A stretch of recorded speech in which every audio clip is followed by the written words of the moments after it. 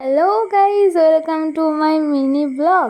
তো তোমার সাথে আমি শেয়ার করবো না এমন কোনো দিন হতেই পারে না। তো চলো মেলাতে যাব, রথের মেলা দেখবো, পাঁপড় ভাজা খাবো না, এটা কখনো হতে পারে গাইজ? না না না, এটা কখনো হতেই পারে না।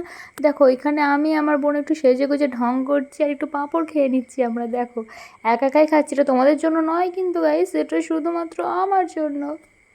আর তোমরাও কেউ মেলাতে যাও, পাঁপড় খাও না, এটা কখনো হতেই পারে? দেখো বাচ্চাদের মতো পেন নিয়ে খেলা করার স্বভাব এখনও যায়নি। তো পেন দেখছিলাম আর মেলাতে দেখো ঘুরে ঘুরে দেখছিলাম কেউ কী করছে।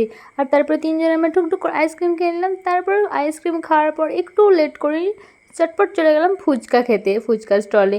তো তিন বান্ধবী একটু ঘুরছিলাম, তারপর আমার বান্ধবীর সাথে দেখা হয়েছে, দেখো হাঁ করছে, ও খেতে পারেনদের মতো হাঁ করে ফুচকা খাওয়ার চেষ্টা করলো। তারপর ঝটপট আমরা চলে গেছিলাম ঘুগনি খেতে। তো একটুও লেট করছি না, টাইম নেই। তো এখানে একটু নেকু মামুনিদের মতো আরেকটু ঢং করে নিলাম, আশেপাশে আমরা দেখে নিলাম যে আমাদের ল্যাকামি এগুলো কেউ দেখছে না। তো দেখলাম যে না না, কেউ দেখছে না। তো তারপরে চলে এসেছিলাম কাঁটা চামচ কিনতে, একটু কাঁটা চামচ কিছু ছিল। আর তারপরে চাবির রিংগুলো দেখে নিচ্ছিলাম, খুব সুন্দর শিবের ছিল আর কৃষ্ণের ছিল। তো এখানে দেখছিলাম আমি কাঁটা চামচগুলো, যে চাউমিন খাওয়া বেলা নাকি খুন করবি কাউকে। তারপরে বাসুরের ছেলেটা হাতে পড়ে গেল, তো ভবিষ্যতে এটাই তো করতে হবে আমাদের। তো দেখছিলাম, তারপরে দেখো আর বাড়ির জন্য কিছু পাঁপড় ভাজা কিনে নিয়ে বাড়ির দিকে রওনা দিলাম। তো তারপরে দেখছিলাম তোরা কই গেলে, আমাকে একা বাচ্চা মেয়ে ভেবে গাইস পেলে পালাইছে সব কটা।